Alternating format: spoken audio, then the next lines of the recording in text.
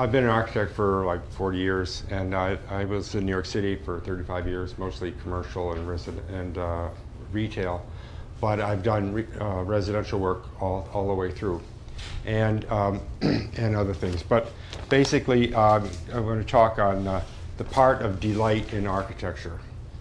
The Roman architect Vitruvius, 2,000 years ago, wrote a book. Some of you know that. And in it, he defined architecture as a building which has firmness, commodity, and delight. Firmness is it's going to hold up. It's not going to let the rain in. Commodity is it's useful. It does its job. But, you know, raccoons and ants can do that as well.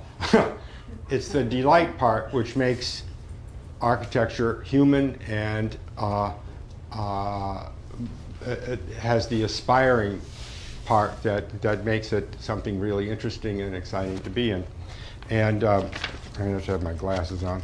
Anyway, so this is Leonardo. 15 years after Vitruvius, he got a copy of Vitruvius's book, and because he was trying to get a job renovating a church in Florence, which he didn't get. But so he in it. Vitruvius is talking about proportion, and the human proportion is divine. It's in the perfect circle, and then he put it in this little thing where it's a circle in a square, because at the time one of the big projects was to figure out how to square the circle, which means how big it is, how much square footage a circle has to square the circle. So anyway, that's it. We can go to the next one. Keep these on. Anyway, delight is defined by both the architect and or the client. It can be almost anything. And there's two basic concepts: intellectual concepts or experiential concepts. And intellectuals would be like deconstructionism, modernism, you know, geometry, proportional, or relationship to history, whatever it is. Experiential are based on aesthetic themes like the beautiful, the sublime, the picturesque, the notions of just being joyful or excited, like looking at James Turrell. It's experiential kind of thing. So this architect, John Soane, he was. This is his house. This is his breakfast room that he designed. And he was, at the time in 1820, the picturesque and the sublime were like the thing. And he, outside of all his stuff, this is, I think, a perfect example of what he was trying to do. A whole series of things of the sublime. Sublime has to do with infinity, vastness, being terror, the little bits of terror, which is sort of infinity and within and so forth. And so he used a light. This light coming behind this is a floating canopy inside his house. There's a real window. There's a mirror over here. There's a light here, and there's a light on the other side. Well, these weren't electric lights. These were skylights that he did in London at the time. And so these are skylights that really made this building, when you're sitting there at breakfast, this little thing, feel like it's outside. And the skylights had yellow glass on them, because in London it's always depressing. And so he put the yellow glass on all his skylights to make it feel like Italy. One other thing that he tried to do was combine the classic and the Gothic styles, which are the two dominant styles. And why he got that idea, I don't know. But anyway, the next slide shows his reading room and his dining room. And this is an example of his combining of styles. This is why he delighted in these academic kinds of pursuits. At any rate, so we can go to the next one. For my first house for a client, I decided I liked this house as a model. It's a McKim-Meaden White House. It's his most modern concept of a McKim-Meaden White House. It's just this triangular prism. It's just filled and with stuff, and it's shingles. And shingles at the time in 1980, I thought, well, shingles are the thing out in the East End. That's what I think would be good, and not some of these other crazy houses that they had.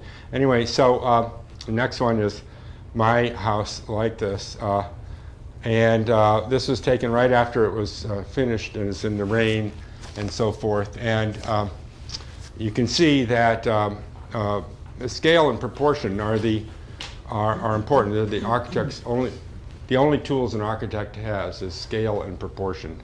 And I dealt with that on this window, this house, to make it sort of elusive. You couldn't actually tell what size it is.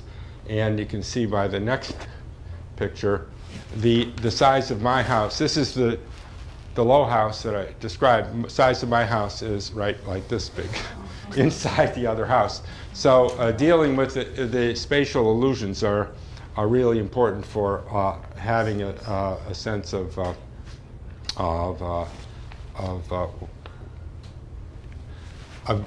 having something not look like a toy or be silly. You have to play around with it because things can go bad. Next one is here I am in the field taking a picture of an early model of the house, and that's the ocean, and you could see the ocean from this place way back in Watermill all the way through when you're on the second floor. We can go to the next one, and this is the large window that's in there, and it's a floor-to-ceiling window, and you can stand here and see the glint of the ocean all the way along. It was the most beautiful thing. Of course, you can't do that now. It's 35 years ago or 40 years ago, and everything's so overbuilt that you can't really see that anymore. So the idea of the sublime, seeing off into the vast vista, and being right there at the tippy edge of the cliff, so you have a little sense of wariness, sort of wore away by the changing of time. At any rate, next one. This is an earlier house that I did right before that one. It's my first house, and it's a house I did for my mother. Small house, solar house, passive solar house, and it's got one whole wall of glass, lots of insulation, and a big open living room and dining kitchen zone that was segregated. And when I realized that you want to have a house that feels like you're on vacation. It's something that is relaxed, not overbearing, just simple, and has a nice, powerful sense of space and views and so forth, and this relaxed feel of being on vacation. This is another house I did about the same time, a little after that. Also developed this idea off a McKibben White building in Southampton, and the country club they have there, the golf club, Shinnecock. And this is a little tighter version, making a very, very nice statement. And I got my clients are here for this tonight, and some people who lived by this house saw this. They liked it so much that 25 years later they came and asked me to design them a house, which is being built right now on Shelter Island. So these things have a presence, and they live on more than their actual project or use, whatever. Next.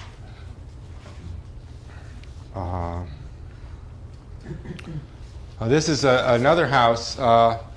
This is not from anybody. It's just a sense of place. I wanted a house on Shelter Island that had looked like it had been there forever, and because my clients wanted to become part of the whole world there, and this is the kind of thing they liked, and the whole It was built on the last waterfront piece of waterfront property on Shelter Island.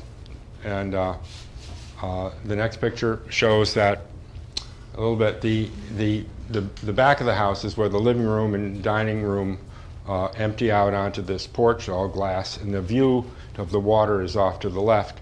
And this is a place to look through or sit on and look out, and be have a sense of graciousness and have a little bit of joy and delight in your life. You're always aware of this wherever you are in the house. Time? Okay. Go on, the next one. How many? I have no more seconds, right? Okay. All right, this was an artist studio in an attic, and I was asked to help with the lighting, and I put that window in that wall. More.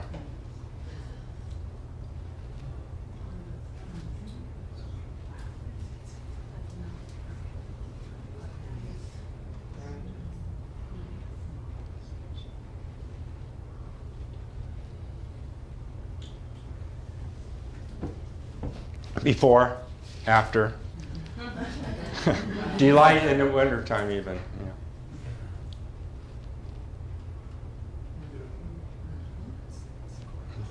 What's up?